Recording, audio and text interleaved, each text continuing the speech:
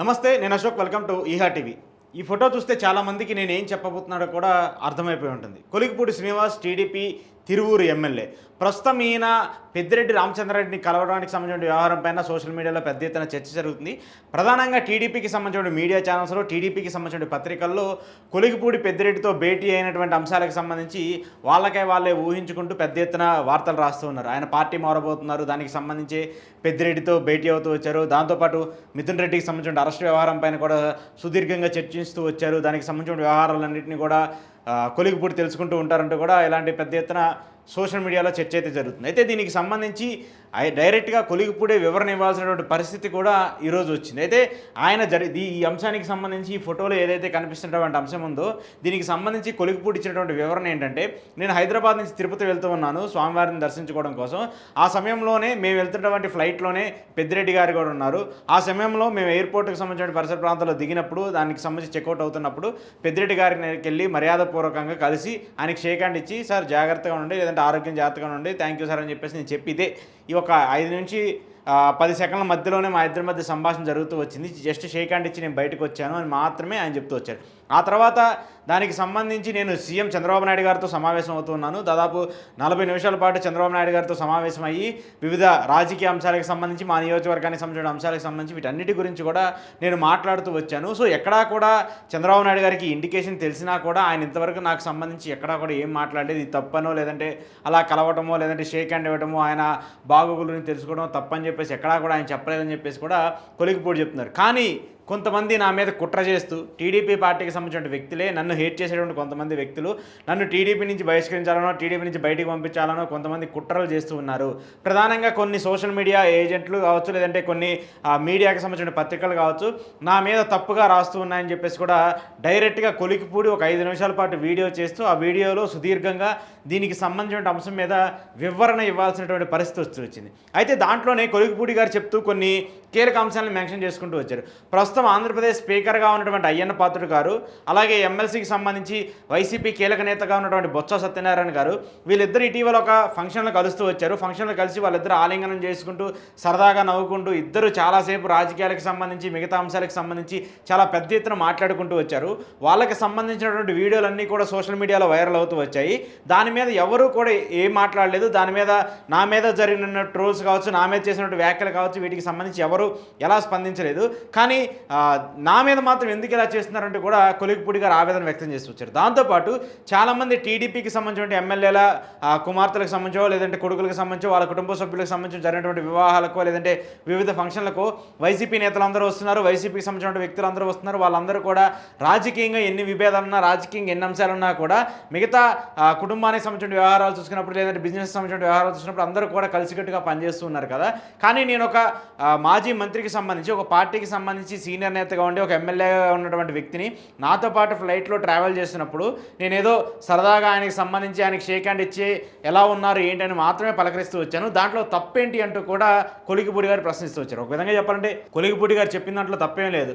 సాధారణంగా వీళ్ళిద్దరూ కూడా ఎమ్మెల్యేలు, అసెంబ్లీకి సంబంధించి అసెంబ్లీ సమావేశాల్లో మాట్లాడుకుంటూ ఉంటారు, అసెంబ్లీ సమావేశాల్లో ఒకరికొకరు విమర్శించుకుంటూ ఉంటారు. ఎందుకంటే ఆయన టీడీపీలో ఉన్నారు, ఈయన వైసీపీలో ఉన్నారు కాబట్టి. కానీ వీళ్ళిద్దరు కలవడాన్ని ఇప్పుడు పెద్ద ఎత్తున మీడియా ప్రచారం చేస్తుంది. పెద్ద ఎత్తున మీడియాకి సంబంధించి పర్టికులర్గా కొన్ని మీడియా ఛానల్స్ కూడా కొలికిపూడి గారి వ్యవహారం పైన పెద్ద ఎత్తున క్వశ్చన్స్ రైజ్ చేస్తూ, వాళ్ళు పెద్ద పెద్ద క్వశ్చన్ మార్కులు పెట్టి కొలికిపూడి పార్టీ మారుతారా, కొలికిపూడి వేరే పార్టీకి వెళ్తారా అనేటువంటి ఒక చర్చలు కూడా వాళ్ళే రాపిస్తూ వాళ్ళే మాట్లాడుతూ వస్తున్నారు. ఎందుకు ఇలాంటి చర్చ జరుగుతుందంటే, ఇటీవల చాలా అంశాల్లో కొలికిపూడి గారు ప్రభుత్వానికి సంబంధించిన వ్యవహార శైలిపైన, ప్రభుత్వానికి సంబంధించిన పథకాలపైన, ముఖ్యంగా బెల్ట్ షాపులకు సంబంధించిన వ్యవహారం పైన ప్రభుత్వానికి వ్యతిరేకంగా మాట్లాడుతూ ఉన్నారు. అంటే ప్రభుత్వానికి సంబంధించినటువంటి ఒక ఎమ్మెల్యే ప్రభుత్వానికి వ్యతిరేకంగా మారితే ఖచ్చితంగా ఆ ప్రభుత్వానికి సంబంధించి ఎంతో కొంత ఇంపాక్ట్ ఉంటుంది కదా.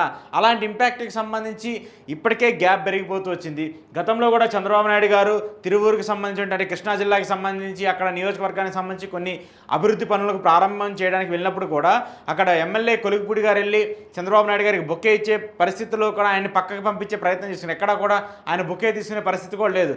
ఆ తర్వాత అయినప్పటికీ కూడా ఆయన పార్టీకి సంబంధించిన చాలా కార్యక్రమాల్లో ఆయన పార్టిసిపేట్ చేస్తున్నారు. చంద్రబాబు నాయుడు గారు ఇచ్చినటువంటి అంశాలన్నింటినీ కూడా ప్రజల్లోకి తీసుకెళ్లేటువంటి ప్రయత్నం చేస్తున్నారు. కానీ ఏదైతే ప్రభుత్వానికి సంబంధించి తప్పిదాలు జరుగుతున్నాయో, ఇసుకకు సంబంధించి కావచ్చు, లేదంటే లిక్కర్కి సంబంధించి కావచ్చు, లేదంటే ఏదైతే సూపర్ 6 హామీలు కూటమి ప్రభుత్వం ఇస్తూ వచ్చిందో దానికి సంబంధించి అమలు చేయడానికి అంశం కావచ్చు, వీటన్నిటినీ కూడా కొలిగిపూడి గారు చాలా డైరెక్ట్ అంటే ఏదైతే మనం ఎన్నికల్లో మనం గెలవడం కోసం హామీలు ఇచ్చాము వాటన్నిటినీ కూడా ఖచ్చితంగా నెరవేర్చాలంటూ కూడా ఆయన మాట్లాడుతూ వచ్చారు. ప్రజల దగ్గర నుంచి ఏమన్నా నెగిటివ్ ఫీడ్బ్యాక్ వస్తున్నా, నెగిటివ్ అంశాలు వస్తున్నా కూడా వాటన్నిటినీ కూడా డైరెక్ట్గా నిర్మోహమాటంగా మీడియాలో మాట్లాడడం కావచ్చు, డైరెక్ట్గా చంద్రబాబు నాయుడు గారు ఎమ్మెల్యేలతో సమావేశమైనప్పుడు చెప్పడం కావచ్చు, వీటన్నిటిని కూడా చెప్తున్నారు. సో ముక్కుసూటిగా ఉంటూ ముక్కుసూటిగా మాట్లాడుతూ ముక్కుసూటిగా ఆయన వ్యవహారాలన్నీ ఉంటాయి కాబట్టే ఈరోజు అలాంటి ఇబ్బందులు వస్తున్నాయంటూ కూడా కొలిగిపూడిగా చెప్తున్నారు. ఇంకొకటి ఆయన ప్రధానంగా చర్చిస్తూ వస్తుంది ఏంటంటే సామాజిక వర్గాన్ని కావచ్చు, లేదంటే నేను ఒక దళితుడిని నా మీద ఇంత పెద్ద ఎత్తున మీడియాలో కావచ్చు, కొన్ని సోషల్ మీడియాలో ఇంత తప్పును ప్రచారం చేస్తూ ఉన్నారు. నేను ఒక పార్టీకి సంబంధించి ఇంకొక వ్యక్తిని కలిస్తే తప్పేంటి, అది కూడా ఏదో అనుకోకుండా ఒక ఫ్లైట్లో ప్రయాణిస్తూ మేము ఇద్దరం కలుసుకుంటూ వచ్చాము, దానికి సరదాగా షేక్ హ్యాండ్ ఇచ్చి సార్ బాగున్నారా, జాగ్రత్త ఆరోగ్యం అని చెప్తూ వచ్చాను, దాంట్లో తప్పేంటి అని చెప్పేసి చెప్పడంలో కూడా ఆయన మాట్లాడుతూ వస్తున్నారు. సో రాజకీయాల్లో ఉన్నంత వరకు, లేదంటే ఎన్నికల్లో పోటీ చేసేంత వరకు ఒకరి మీద ఒకరు శత్రుత్వం, ఒకరి మీద ఒకరు వ్యాఖ్యలు చేసుకోవడం, ఒకరినొకరు తిట్టుకోవడం ఉంటుంది. కానీ గెలిచిన తర్వాత 5 ఏళ్ల పాటు ఒకరినొకరు తిట్టుకోవాల్సిన అవసరం ఉండదు కదా. మనకి మన నియోజకవర్గానికి సంబంధించిన అభివృద్ధి పనుల మీద, లేదంటే మనకి సంబంధించిన వ్యవహారాల మీద మనం పని చేసుకుంటూ ముందుకు వెళ్ళాలి. ఏదో ఒక పార్టీకి సంబంధించిన వ్యక్తిని కలిసినంత మాత్రాన ఆయన పార్టీ మారిపోతున్నాడు, లేదంటే అతను జగన్కి లాయల్గా ఉన్నారు, అందుకోసమే కూటమికి సంబంధించిన వ్యవహారాలన్నింటి మీద వ్యతిరేకంగా మాట్లాడుతున్నారు, లేదంటే కూటమి ప్రభుత్వం ఏ అంశాలను తీసుకొచ్చినా దాని మీద వ్యతిరేకంగా చెప్తూ ఉన్నారని చెప్పేసి కూడా మాట్లాడుతుంది. ఇవన్నీ కూడా రాజకీయంగా విమర్శలు చేసుకోవడానికి తప్పితే ఒక రాజకీయంగా ప్రజాబద్ధంగా గెలిచినటువంటి ఒక ఎమ్మెల్యేకి సంబంధించి సొంత పార్టీ మీడియానే, సొంత పార్టీ వ్యక్తులే, సొంత పార్టీ సోషల్ మీడియానే ఇంత వ్యతిరేకంగా మాట్లాడితే అది గౌరవంగా భావించాలా, అవమానంగా భావించాలా? ఖచ్చితంగా అవమానమే కదా. మరి తిరువూరుకి సంబంధించి ఆయన ఫస్ట్ టైం ఎమ్మెల్యేగా అయ్యి ఏదో చేద్దామని చెప్పేసి అనుకున్నప్పుడు, సొంత పార్టీ నేతలు ఎలా నెగిటివ్ ప్రచారం చేసినప్పుడు ఆయన ఖచ్చితంగా దానికి సంబంధించి అది మంచి పద్ధతికి ఎలా భావిస్తారు? సొంత పార్టీ నేతలే నాకు ఇలా చేస్తున్నారని చెప్పేసి అవమానంగా ఫీల్ అవుతారు కదా.